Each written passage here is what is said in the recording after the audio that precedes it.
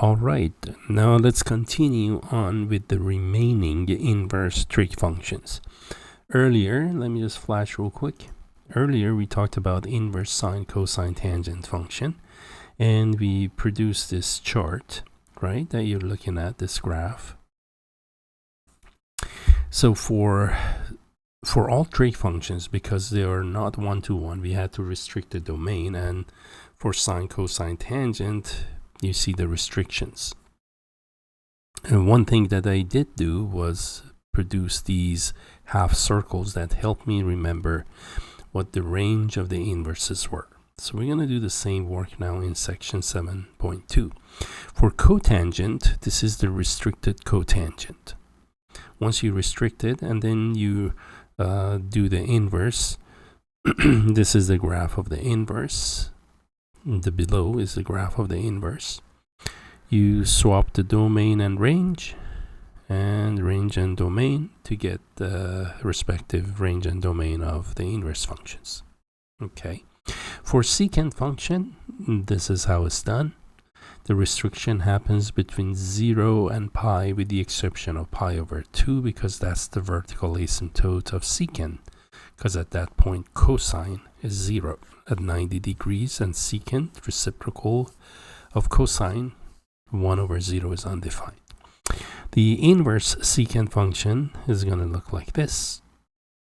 And likewise, we do it for cosecant and cosecant inverse. So these restrictions, notice, it's like, who's going to remember all these restrictions, right? Which piece looks like what?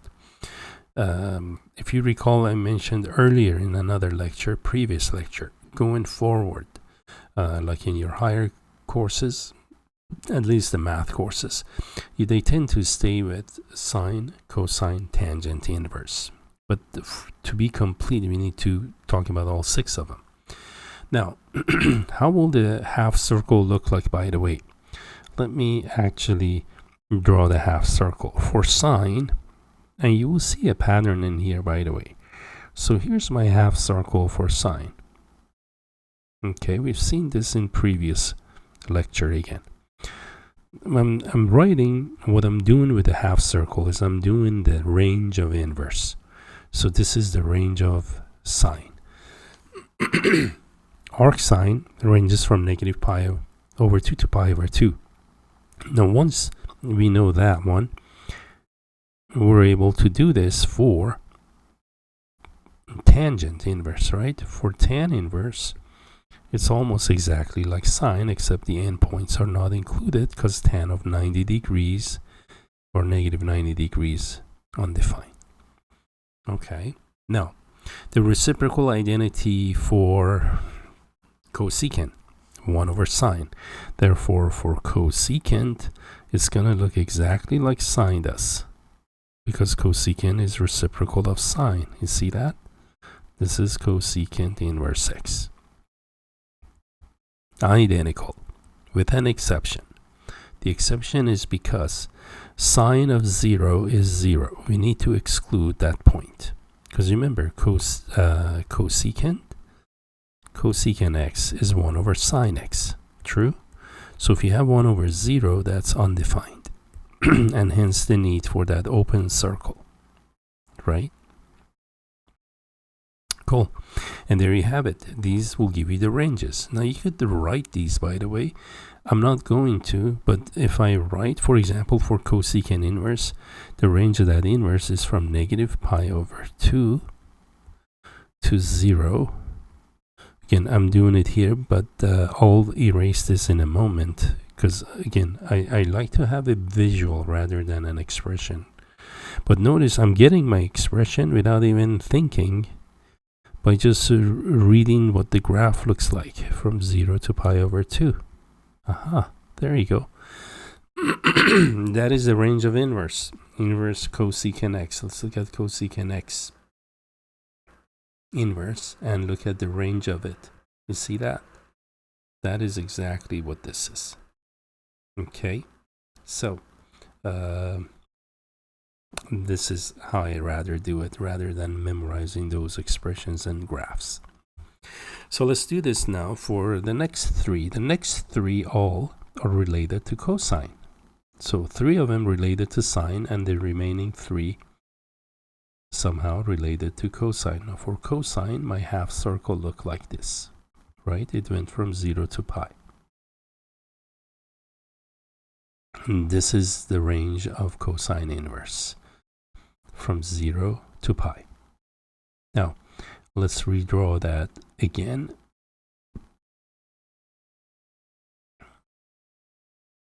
And this time for cotangent, we're going to remove the endpoints, right? Because division by 0 cotan is cosine over sine. At 0, sine is 0, and at pi, sine is 0, so cotan is undefined. Therefore, this would be cotan inverse x. Okay. Now, secant is reciprocal of cosine. So if I look at now, again, this is a circle of cosine inverse from 0 to pi, and related to secant now. So for secant inverse, it's going to be exactly like cosine inverse, except at pi over 2. And this time, because sine of secant, again, secant x is 1 over cosine x. And at pi over 2, cosine is 0, so you get undefined. And the need for open circle at pi over 2. So you're looking at the range of secant inverse, therefore, goes from 0 up to pi over 2, skips pi over 2, goes all the way up to pi, including. And this would be for secant inverse. And there you go, check out the range. See that? They're the same. All right.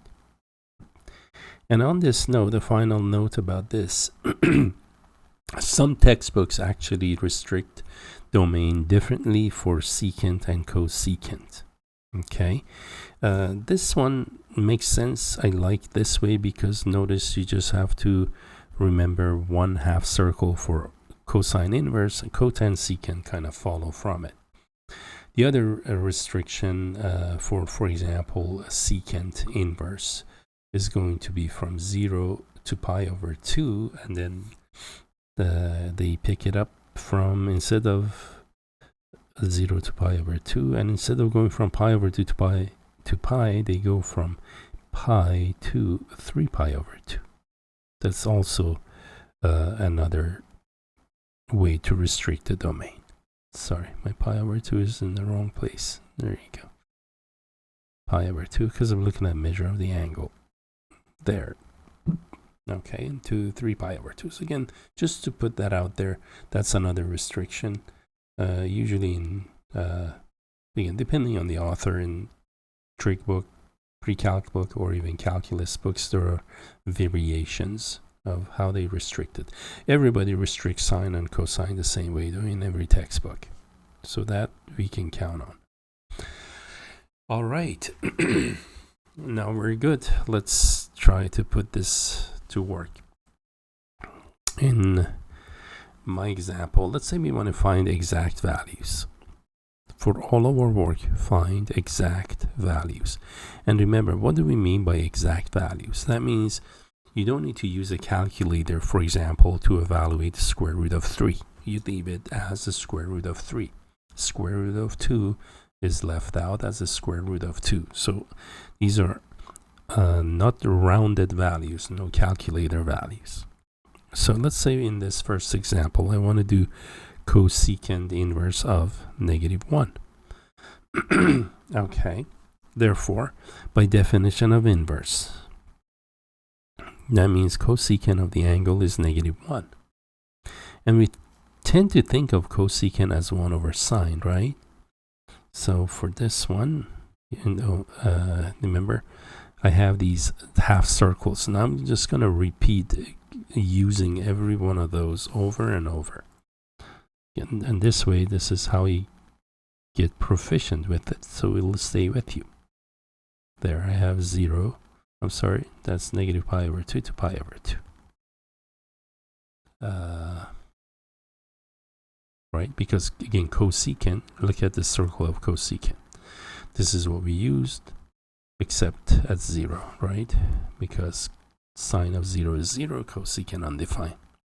Great. Now cosecant theta is -1, so that means sine theta has to be -1, right? From here. If you cross multiply, you see that. So sine theta has to be -1, and then you think about, well, in this range from -pi/2 to pi/2, when can sine be -1?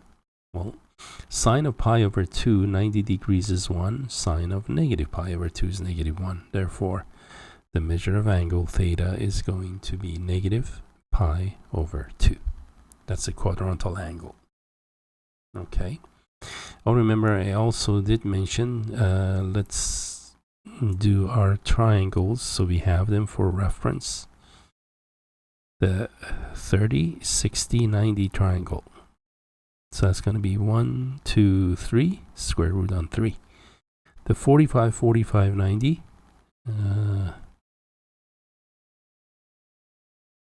That's 1, 1, square root of 2, and 45 here, and of course that's 45. There's the right angle.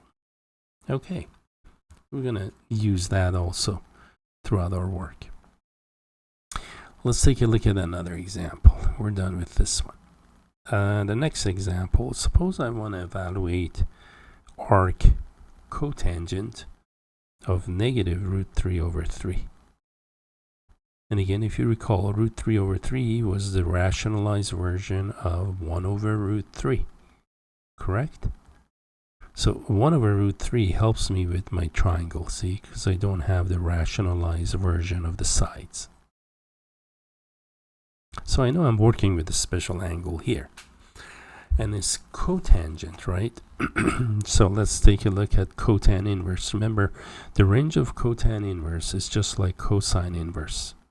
So here's my half circle, except the endpoints are not included. And because here, by definition of inverse, that means cotangent of theta is -√3/3. Okay, and cotan is negative. Well, in the first quadrant, all three functions are positive. So this is where theta must be, correct? Must be in the second quadrant. That's when tan and cotan are negative, because cosine is negative. Good, and there you go. Now we can actually think about the special triangle here.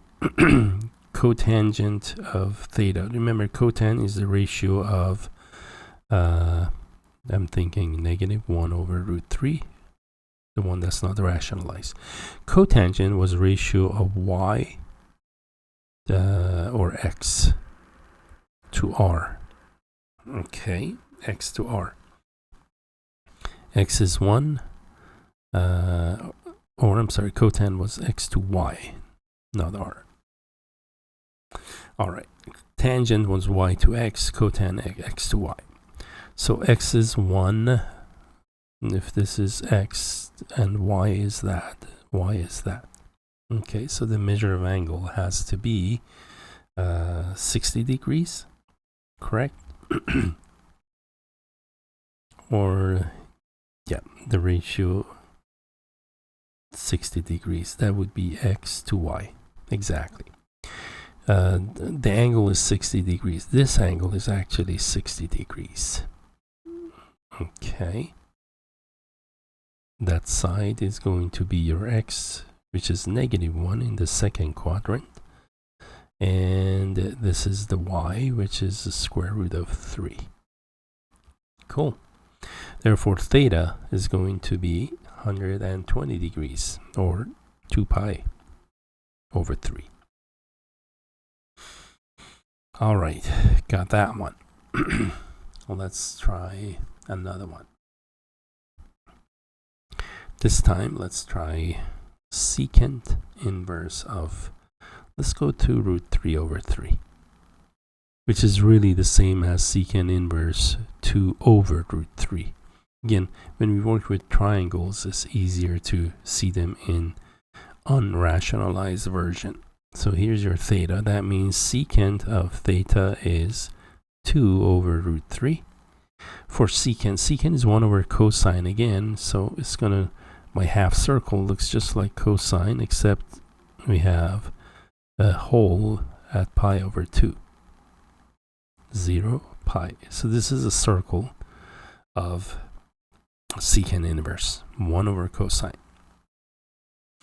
2 over root 3. And if I think of secant as 1 over cosine theta now, so that means cosine theta is root 3 over 2. Correct? Well, cosine theta root 3 over 2, and here's my triangle. Cosine is x over r. Root 3 is x. So if this is x, right? So theta must be 30 degrees. Good. And we got this one then. So that's, from this we get theta is 30 degrees. Okay. Cosine of 30 degrees is root 3, 2 over root 3. And remember, by the way, because secant is positive, it means cosine is positive, the measure of the angle has to be in the first quadrant. It cannot be in here, because in here cosine is less than 0, right? And hence secant is negative. All right, and we are good with this one. Let's take a look at different kind of examples now. Let's combine again inverse trig functions with ordinary trig functions. So this time, let's say I want to do tangent of the arc cosine of negative root 3 over 2. Okay, so this one within the brackets, remember, is an arc cosine, so this is a measure of an angle. So this is like just tan theta. Okay, where theta is arc cosine of negative root 3 over 2. Again, by definition of inverse, that means cosine theta is negative root 3 over 2. Correct? And cosine is negative, and we will look at within the range of cosine inverse, 0 to pi. Cosine is negative in the second quadrant, right? It's root 3 over 2, so the measure of this angle is going to be 30 degrees. That's negative root 3, and this is 2. Okay. The measure of this angle shaded is 30 degrees. But the angle itself is this angle, right? This is what theta is. Right? Is this one. That's theta. So what is theta going to be then? Theta is going to be 150, right? 180 minus 30 is 150. And therefore, the measure of angle is 5 pi over 3, 150 degrees. Okay, or, sorry, it's 5, this was 35 pi over 6, right? Because pi over 6 is 30.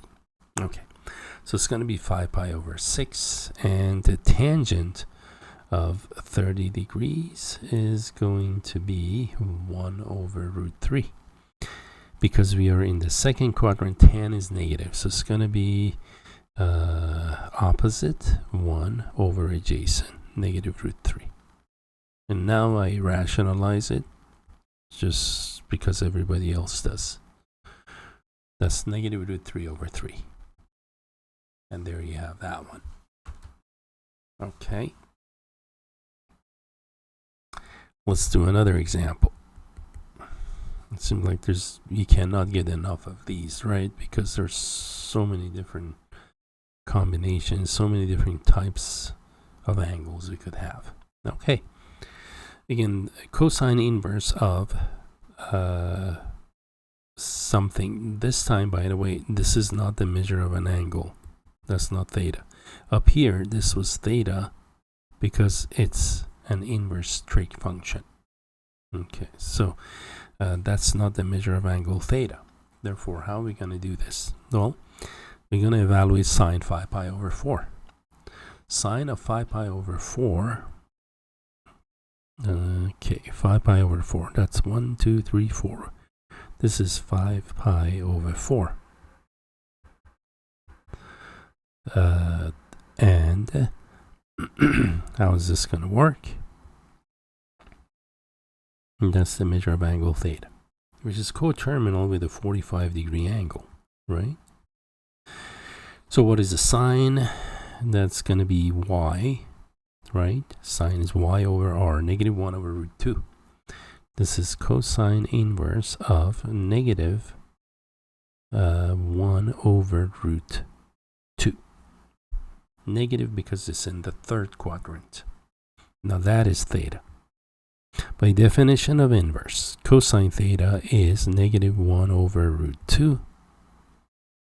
And cosine theta is negative 1 over root 2. So, let's see. Cosine inverse, cosine, yeah. So cosine theta is equal negative 1 over root 2. And then we can determine the angle now. Now, one thing I need to do, because we're working with the inverse at this point, so I'm going to bring up my circle, half circle of inverse, 0 to pi. Cosine is negative, right? Well, so the angle cannot be in the first quadrant because that's positive. The angle has to be here. So there you go. This is, notice now we're trying to figure out what cosine of theta is here, right? And theta, okay. So it's going to be 3 pi over 4, right? That's 3 pi over 4. Therefore, the answer to this is going to be 3 pi over 4. Right? Cosine inverse of that, theta is 3 pi over 4. Okay. It's a little confusing because we're given sine 5 pi over 4. We started it here and then we ended up here because of the range of the inverse. But the answer is going to be 3 pi over 4. Cool. Well, let's take a look at another one. This next example, suppose I have the arc sine of cosine of negative 7 pi over 6. Okay. Cosine of negative 7 pi over 6. Let's do that one first. There, this is 7 pi over 6. Cosine is going to be negative here, right? So that means, sorry. Cosine of a negative angle. I know you all caught that. I didn't. This is a negative angle, right? There you go. So there is my angle. This is theta, if you will. Negative 7 pi over 6. So this angle, which helps me establish my triangle, is pi over 6, right? And for the 30 degrees, this is, let me do my triangle a little better. There you go. Let's say this is 1, 2, that's negative root 3. And here's the measure of the angle. Okay, we're good. Now, what do I do next? Well, cosine of negative 7 pi over 6 is going to be the same as cosine of 30 degree in that quadrant, right? So this is going to be arc sine of, when we evaluate cosine of negative 7 pi over 6, we get negative root 3 over 2. And this is the measure of an angle. Okay, so by definition of inverse, sine theta is equal to negative root 3 divided by 2. And now we are transforming to the inverse. You see that? initially we started with the original cosine function, and now we're looking at inverse sine. Okay, now my inverse sine goes from negative pi over 2 to pi over 2. And because it's negative, so that means theta is going to be negative, correct? And we look at our special triangle and see, well, sine of what angle is root 3 over 2, and that's going to be 60 degrees. Therefore, theta is negative 60 degrees. The answer to this is negative pi over 3. Remember, the outcome of every inverse trig function is a measure of an angle. And there we have that one now. Well, let's look at one more here, one last one. This time I have, let's say, sine of arctangent of negative 3. Because this is an inverse trig function, we know the outcome is an angle. So this is like sine theta. Okay, where theta here is arctan of negative 3 by definition of inverse. This itself means tan theta is negative 3. And negative 3, I'm going to see this as a ratio of y to x. That's going to help me. And I'm working with the range with an arctan, so my half circle is going to be the circle of arctan, negative pi over 2 to pi over 2. All right, and because tangent is negative, I have to be in the fourth quadrant, right? The measure of angle will be negative. Negative 3. Now let's construct our triangle here. So negative 3. So it's going to look like this, my triangle. Right? Negative 3 on 1. Okay. This is where theta is. So the hypotenuse of this is not a special angle. It's just some triangle, or just some angle, whatever the angle is. The hypotenuse is going to be sum of the squares of the other two sides. So it's negative 3 squared plus 1 squared, square root of, so that's 10, root 10. Right, from Pythagorean, we have the hypotenuse is root 10. Okay, we're good now. We can actually do this. And what do we want? We want sine of the angle theta. Therefore, sine of theta is going to be y over r, correct?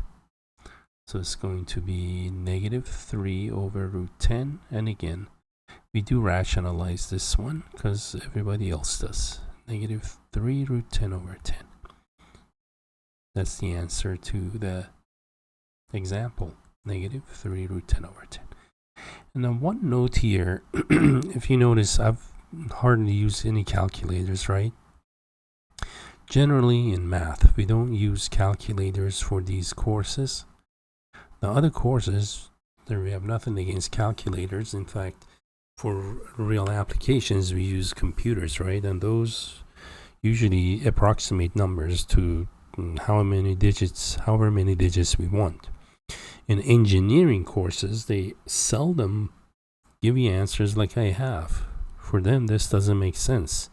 For them, once they punch it into a calculator, they give you a rounded value to round it to the hundreds, thousands, 10,000s, whatever it might be.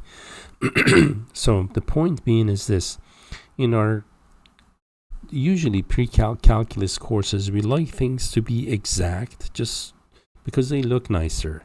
If we have a decimal at the end of every exercise, the answers kind of look strange to us, right? So for that reason, we care for exact values, but don't be surprised. When you go to engineering, nothing is exact. Everything is an approximation. Okay. So now let's finish this work. Let's do it with different kind of example. Okay. Now in this next example, suppose I have some kind of a function composition like this. Okay.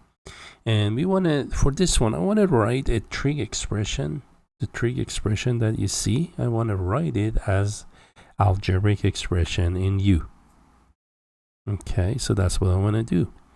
I just want to write an algebraic expression in U. So that's interesting. We're going to go from transcendental function form to algebraic form. So how are we going to do that? I'll do a couple of examples of these for you. So this is the first one. Now here's how we do this. Again, remember what's inside, because it's inverse trig, so that's the measure of an angle. So I'm really doing cosine of theta. That's what I want to know. So let's actually set up a triangle here. Okay. By definition of inverse, if theta is arctan of U, that means tangent of theta is U. Well, I can write U as a ratio of U to 1, call this angle theta. Remember, that's Y over X, right? Tangent is ratio Y to X. Y is U, X is 1. So from Pythagorean, I can actually establish the hypotenuse of this right triangle. Okay. And then once I've established the triangle, that's it. What is the cosine of theta? Cosine of the angle is X over R. Using unit circle approach, X is 1 and R is square root 1 plus U squared. You see how that works? This comes in very handy. This kind of work you do in your second semester calculus, typically when we try to integrate. Some integration skills require trig substitution, and this is a step in that process. Let's do one last one and we'll be done. So we have tangent of, let's say, arcsine of U. Again, inside is a measure of the angle, so that means sine of theta is U. And whatever sine theta equals 2, we can write that as U over 1 if it's not a fraction. If it's a fraction, leave it. If not, write it as divided by 1. And then form your right triangle. And we assume theta is an acute angle here. Theta is 0 to 90. Okay. Now sine is the ratio of, remember, sine theta is the ratio of Y to R. Y is U, R is 1. Therefore, this side, using Pythagorean, is going to be square root of 1 minus U squared. Good. And that's all we want. Once we establish or define that triangle entirely, once it's well defined, then we just read tangent of theta from the triangle. Tangent of theta is the ratio of Y to X. Y is U, X is square root 1 minus U squared. And there we have that one. See how that works? It's it's not difficult, it's easy, but yet very powerful for what we do in the second semester calculus for certain integration problems. Okay, so that's about it. With this, we are done with inverse of all trig functions. Inverse sine, cosine, tangent, secant, cosecant, cotangent. The previous lecture looked up the earlier 3, sine, cosine, and tangent. So with this, we are done, and we'll carry this knowledge with us to future sections, of course. So for now, take care and thank you for watching, and hope again to have you in another video or another lecture.